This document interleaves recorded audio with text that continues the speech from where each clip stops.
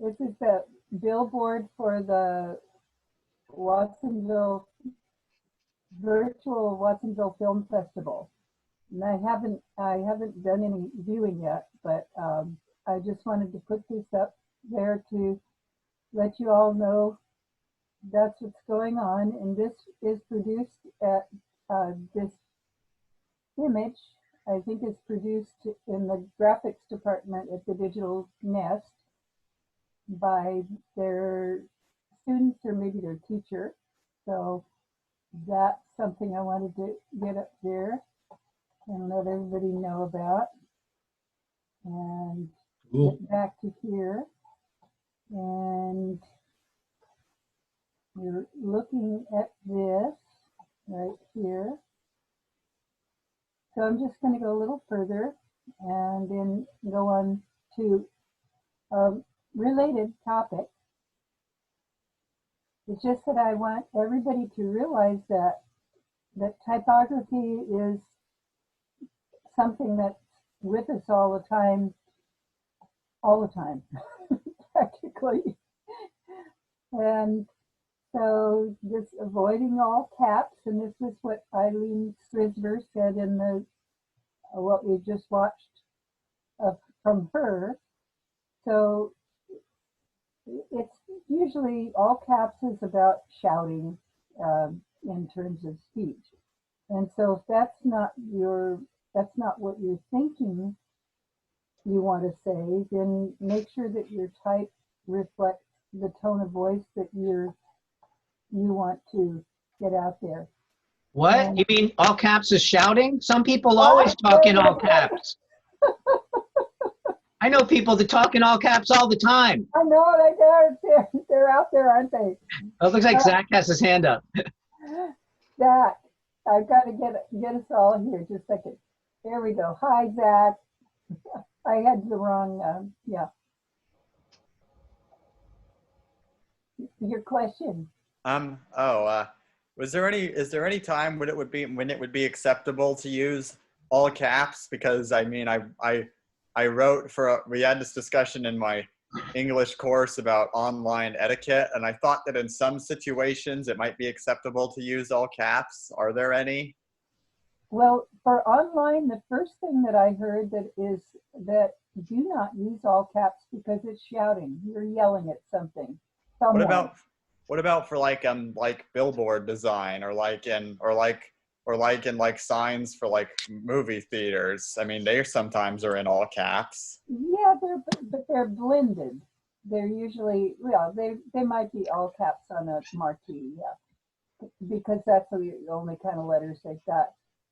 Yeah, well, it's kind of like shouting. So in some cases, it's appropriate to shout. Usually it's not appropriate to shout, but there would be cases and contexts where shouting for limited periods would be useful, maybe even desirable. But generally speaking, especially for long blocks of type, you want to avoid all caps. You want to use them to make something stand out. But of course, if everything's important, nothing's important, is how the saying goes. It looks like Gary has his hand up. Yeah. There's two exceptions I can think of. One of them would be comic books, and that goes way back.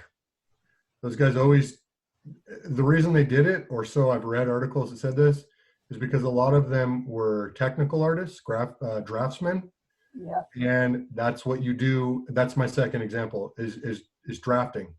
Yeah. When you're submitting plans and drafting, you almost always use all caps. That's the convention. John Goffsey letters in all caps. Yeah, and sometimes, and this goes for comic books too, if the type is really small, sometimes, and especially if you're handwriting it really small, it's hard to read. So especially for comic books, your handwriting type in that small size, all caps makes it more legible. So yeah, you're right. Comic books would be one of the exceptions. And sometimes, like, if the type is extremely small, like a photo credit or something, you might put that in all caps to make it really small, like 6-point type or something, so you can still read it and it's set off from the body type, but it's all caps so you can read it at that very tiny size. So that's another example. I actually, funny you would say that, because I actually have a comic book right here that a Cabrillo student loaned me doesn't really have the text in all caps, but That's More modern unusual. ones- That's more modern unusual. ones Most comic will- books are all caps. More modern ones will mix it up, but traditionally it's all caps when you look at old school comic book. yeah, this is kind of this is Flight. It's like a Comic Sans. it's like a compilation of comics. Comic Sans is Beth's favorite font. Yeah. You always Oh, have to use yeah. Comic Sans, like Beth was pointing out. That's the only one you can use. Yeah. Don't use anything else ever. All caps in Comic Sans is the way to go, right? Always on everything. Comic Sans is not all caps, and comic.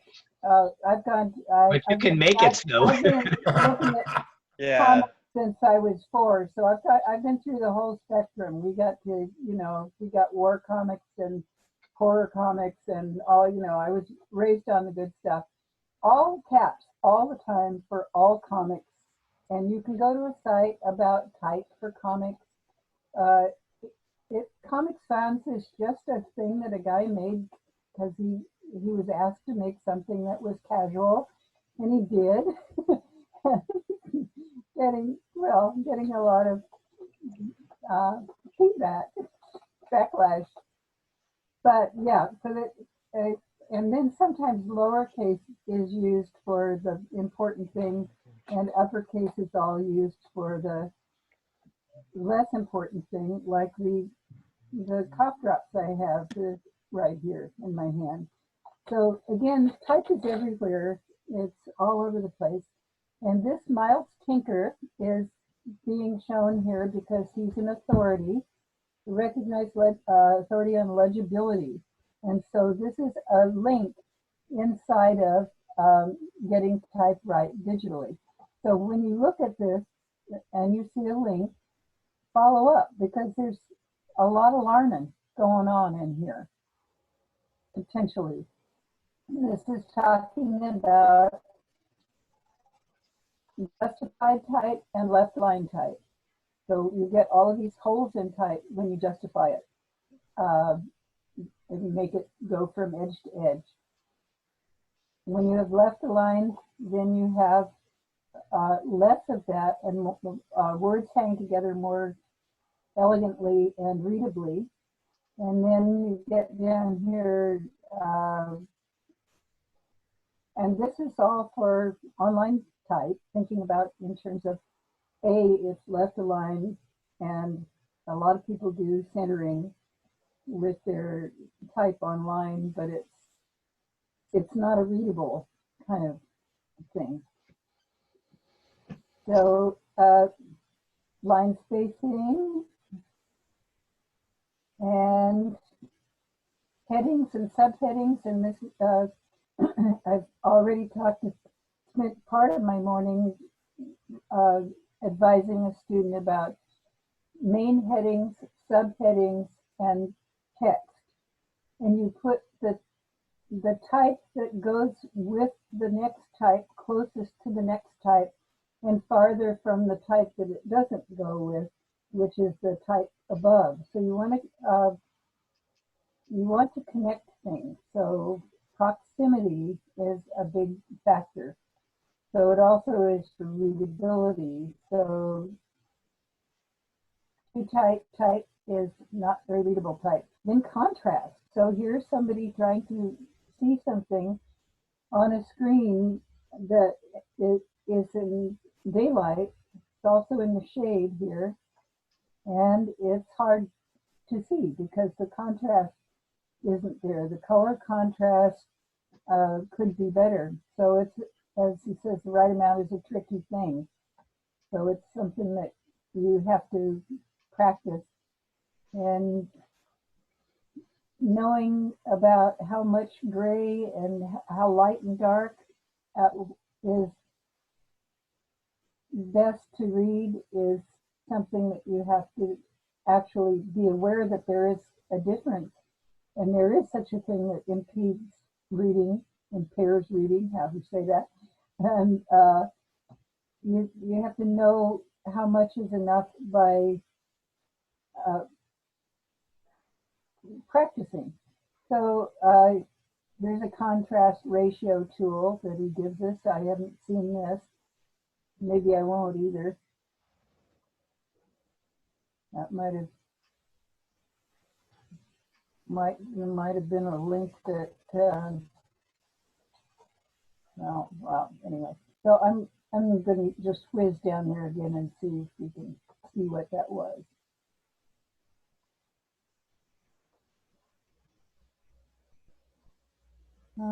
Can't find it.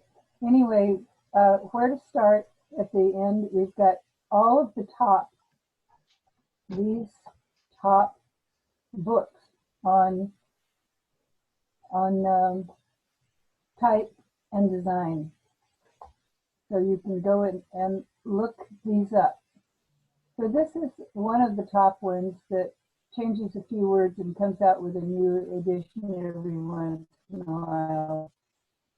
But he's also one of my favorite type designers and book designers. He designed a beautiful book that I was just looking at last night on the origins of language. It's a tiny book, 61, I don't know, not very many pages. Robert Bringhurst is like in the upper 5 people in the world who does this sort of thing. So it's really good to know that it's okay to know about, there it is right there. And I'll just be a moment. You mean this book? Yeah, I'm taking just a smidgy of the break here. I have it. Okay.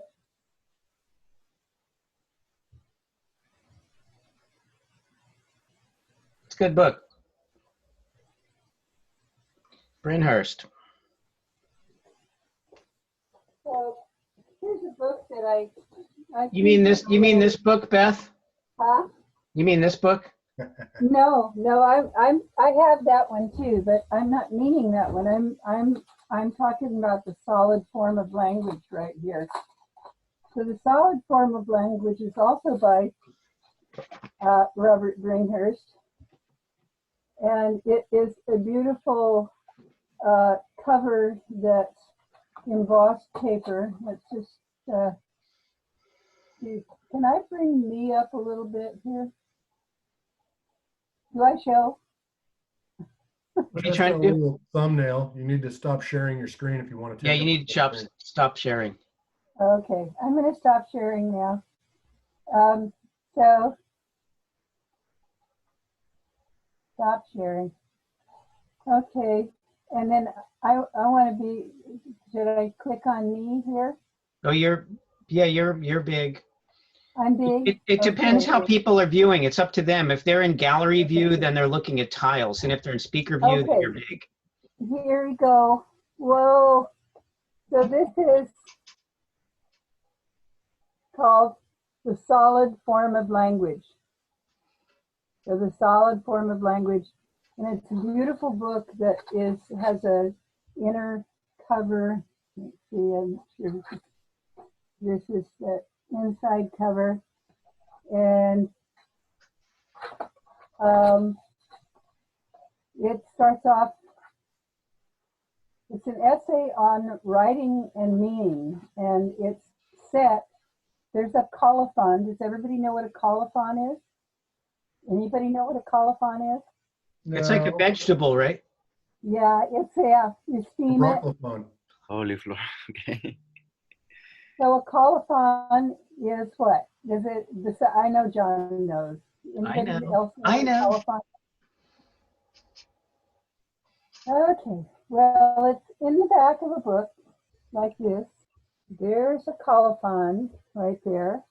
And this one reads, the text face is chaparral, designed in California by Carol Twombly.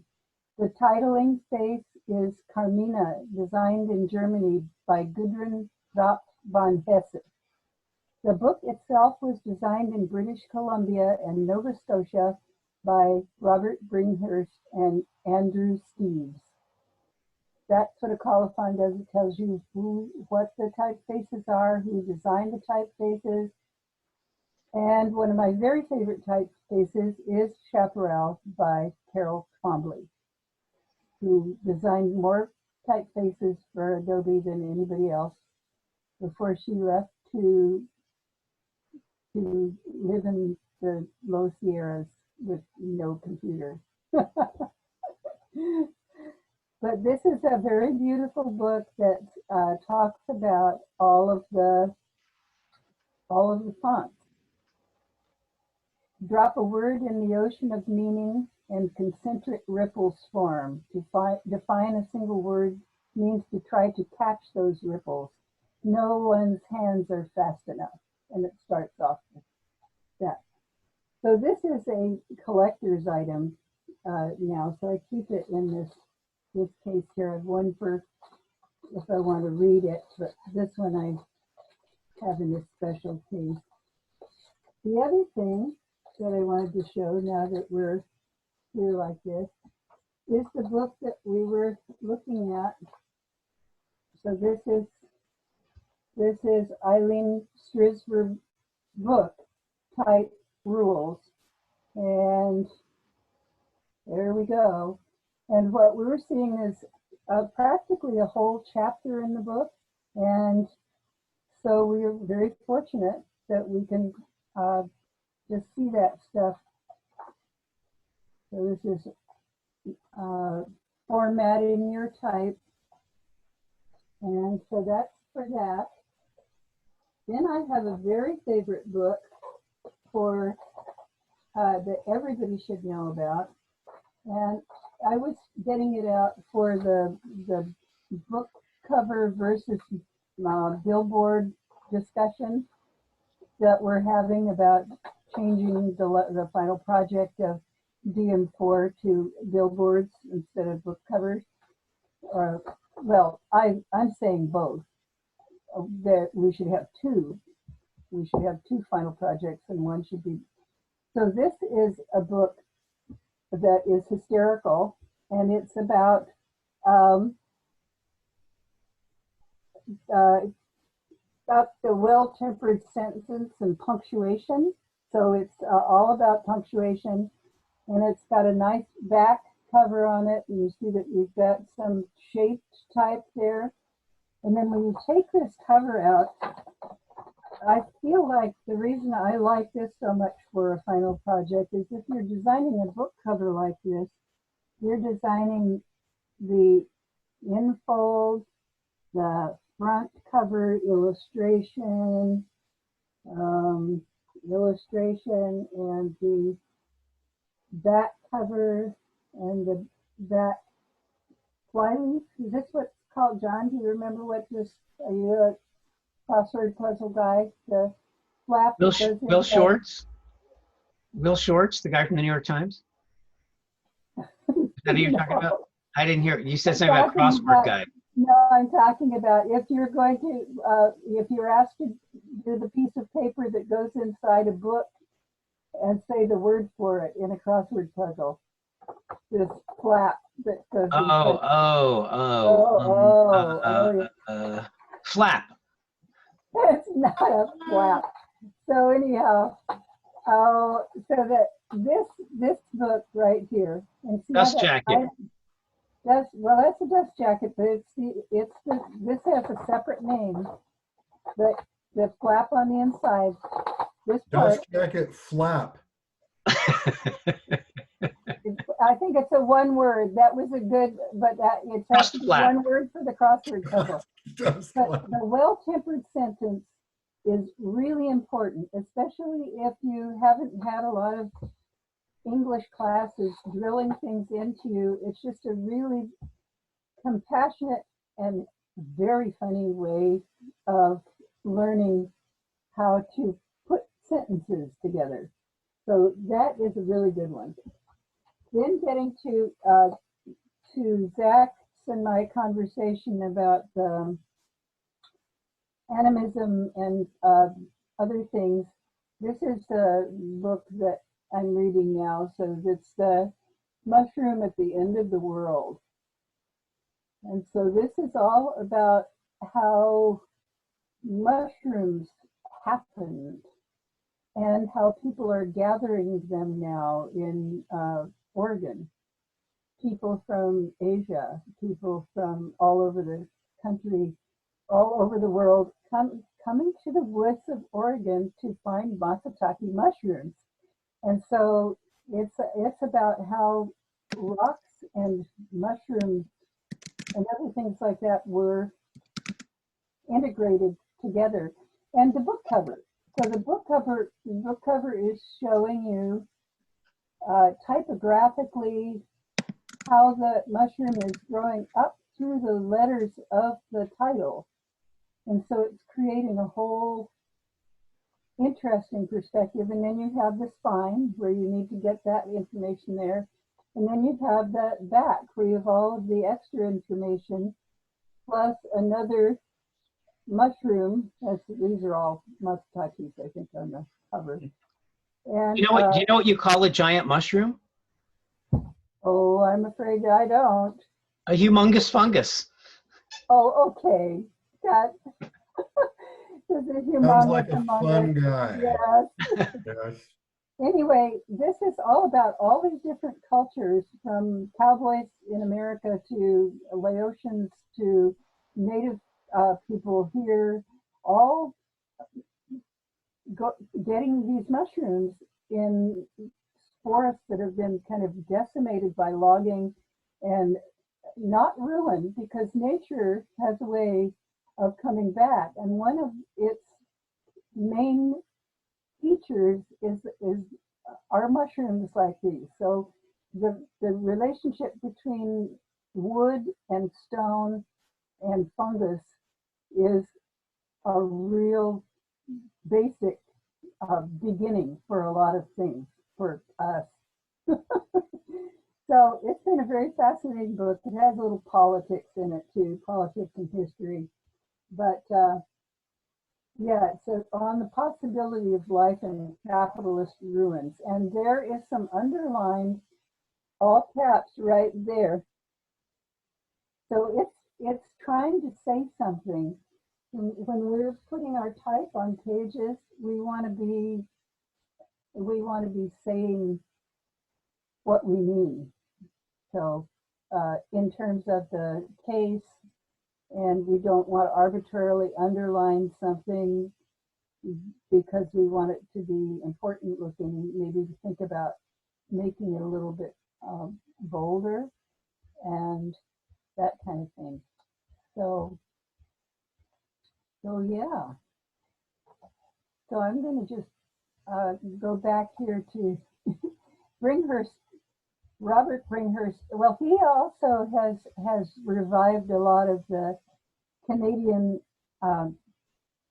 native cultures and has run into problems with celebrating native cultures by reproducing some of the poetry or content, and run afoul of violating certain guidelines and barriers that he shouldn't have. So he's been criticized by the tribes for, hey, you don't do that. You don't put that out there. That's, get it right. So he's also a poet, and I've gone to hear him speak at the San Francisco Public Library and stuff like that. Anyway, so yeah, Robert Bringhurst. And so that's an interesting sideline, but it speaks directly to what we're talking about in terms of typography design and making type. Let's see, here it is. Lowercase heading, large lowercase heading, uppercase subhead on the lozenges here. All right. Okay. Well, I also make type sing. So this is the logo I did for our group, is Singularity. So this is the and then whenever we have a concert, we have the different concerts. This was our Singing in the Rain concert. So I do all of the publicity for those things. So I make type speak for the singers in my choir, who are all going online now. One of our choir members invented a system where we could all sing separately and Zoom our parts in, and he has as well. I don't know how he's doing the video screen video, and he's going to be making a video of us all singing "Connected," the song that our choir, the head of our choir, found for us to sing. And so I guess Thursday night's going to be my first time in on this, singing my part. So we set up the parts in a way that, well, I'll let you know next week how it all goes. But I've seen a few frames of it, and it's, yeah, a couple of the bass and tenors and a couple of sopranos have gotten together, and so you see their faces singing and all of the voices singing together, so it kind of goes around and kind of zooming like this. Cool. So they're getting the choir together, Singularity. So, but I lent type to the choir by doing all of the programs so that they're more readable than this. This is the old style right there. It was called the People's Choir back then.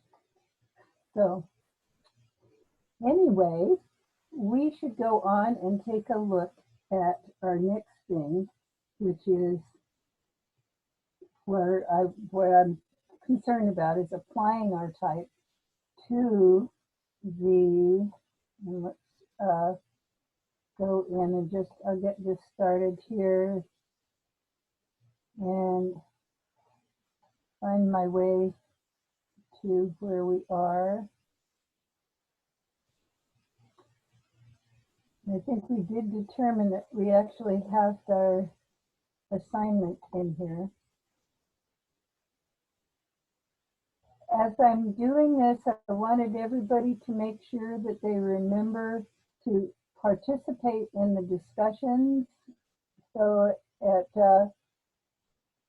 5 points a pop, if you're concerned about your grade, that might be a really good thing to do. It's also really great to see what people have to say about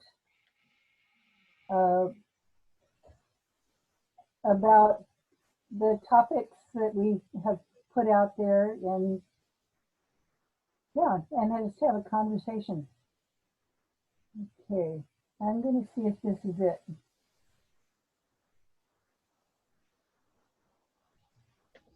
Okay, so this is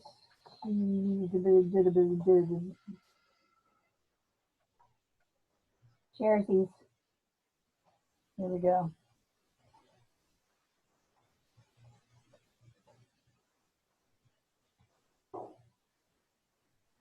So this is what we're using this is how we're starting off our final project here.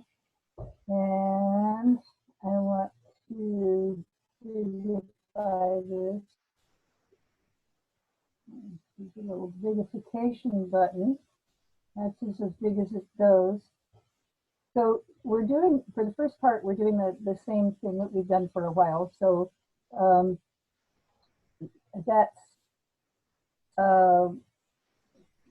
that's why the dates are not quite right on there, because this is from 2018. I haven't revised this for 2020. Usually it's just going and changing the dates and making sure that everything is still operating as expected. And so just don't pay attention to the dates here. They'll be different when I get this rewritten. I'm also probably taking out some of the things that have to do with anything printed, because we can't do that. So that would be something that over here. Something that we want to consider when looking at this. So and I'm not sure if I have any examples of final projects. But what it is you start off by creating a home page, and you create two very, very different versions of what you're going to show. And then we help you decide which one you're going to use, and you may have already decided and steer it in your favor. The other thing we're doing is we're incorporating the characters, which is Project 2, Typeface Project 3, Resolution Project 4, Color 5, Typography 7, and Animation 8. So these are the 6 projects that you're going to be showing in your final portfolio. So this is a portfolio of your work. And so you'll be pulling these out, the PDF of these out to be able to display them in your interactive final project portfolio. So we will be, hopefully I can find, I can't see on this new Slimline watch I have what time it is, but, and it's not up here either. So we will look 104. at this. 104. 104. Ooh, I like that. I'm a kind of a time nut too. It's I 104. take pictures of 555 all of the time. That just, when it, you know, and a 1, 2, 3, 4 is really good. Not as good as 1111. 1111 is very full and robust. Slender and full. Yeah, that's 1111. I've got an interesting story about 6606. I'll tell you sometime, not during class. Okay. It's a true story and it's super weird. I'm not kidding. Okay, don't forget. I won't. Okay, yeah. I love those weird stories about numbers and times and numbers. Okay, so reading through this quickly, the first part is you're going to be pulling out the best version you did of those 6 projects. And you could gussy it up a little bit too. You could make it, I should have done this. You could put the should have done in there. And then you're going to be, you know, the 15 thumbnails are about your cover, your homepage art, that portfolio. So the first page of your portfolio. And going over here to Michael Bertoni, who's a top designer in town, came back to Cabrillo to get some digital chops for himself, and is just a wonderful designer. So that's why these look pretty good, and he just gets better. So these are supposed to be very, very different from each other, and in this case, this looks like there's 7 projects, but we're just doing 6. So you'd be maybe if it were this one right over here, you might be doing, let me just see if I can pump this up a little bit. No, that's as far as it goes. So this one right here, it takes all kinds, is the phrase that he adopted for himself. And it's sort of related to one that I use, and it takes one to know one, kind of, it's another good phrase. So that's the kind of contrast you want between those two very different ways of showing who you are. So that you would be starting off by creating thumbnails, and I believe that what we would do for this one, I don't know, John and I haven't talked about final yet, but I think it should still be hand-drawn thumbnails versions leading up to 2 possibilities that are strong. And you might, in the back of your mind, have a favorite that you're putting more energy into than the other one because you want one over the other. But then again, you may keep working and find out that the one that you were sort of sliding and calling the second would be take the lead. So those are all things that happen as you're designing, which makes for an interesting kind of experience.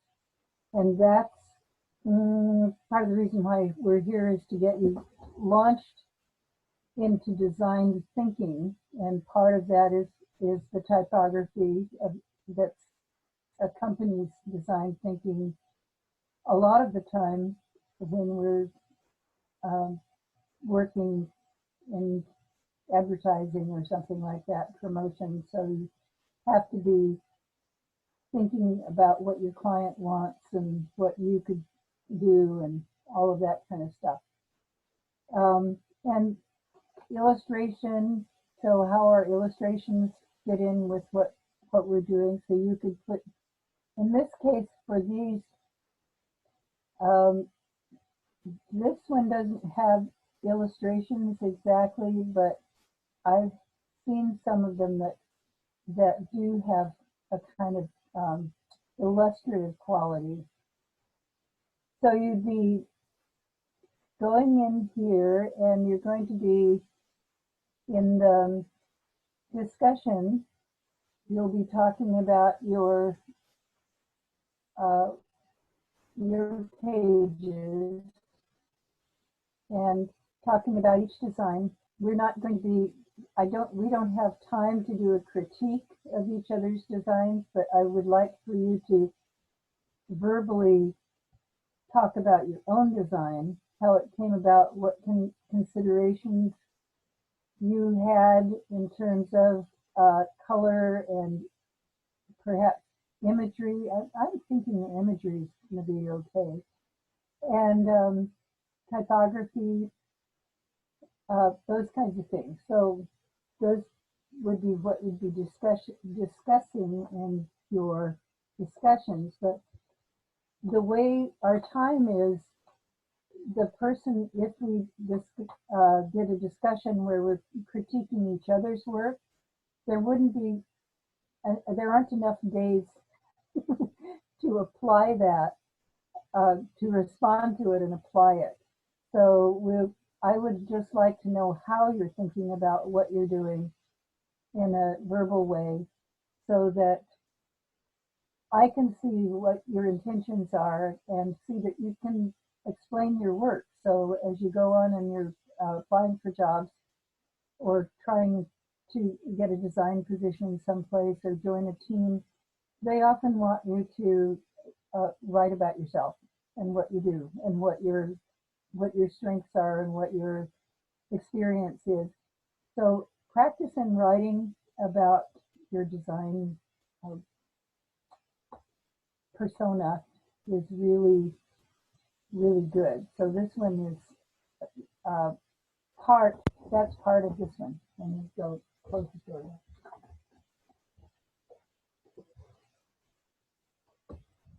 Just realize that everybody in the house doesn't need to hear the lecture. Doing good though. No. So yes, so that there's an analysis and critique that will be modified somewhat in here because of our time frame. When I have this rewritten, it takes a while to do that, but I'll just be explaining it for now. And so this one we have talking about of each layout. So you're going to be talking about your two layouts once you get them done. And I'm going to be getting in and flailing around in InDesign and you guys could probably do the same thing. You can start working on this right away, thinking about what might go there. And this part is the interaction part. This has often been a little bit confusing, and one of our students, Oscar Martinez, who's a TA in the CPC, rewrote this so that it's really simple. And so this part needs to be rewritten. Somehow, this is pretty good, but the interactive part should be fairly easy, and the way it's explained is a little bit confusing. So that's going to be changed. And then these are the thumbnails for your final project. So yeah, we do have thumbnails.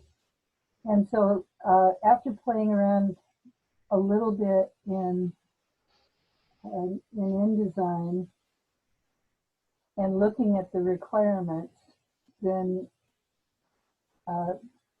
it'll give you some ideas for more sketches. So these are the sketches that are required to do and take a picture of and turn in, like we did for animation and for Project 7. So getting your hand in there is really important, getting that connecting mind-hand coordination. And so I'm going back to here to the main of pieces. So is there a size that we were talking about? I ought to be able to see it easier than you can, but it seems like there was a size that we were starting off with, and that should be it right at the beginning.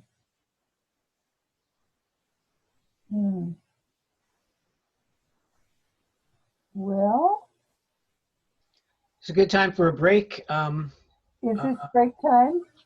Do we have more material? Do we want to go another hour and take a break, or do we? Well, we want to get started with this.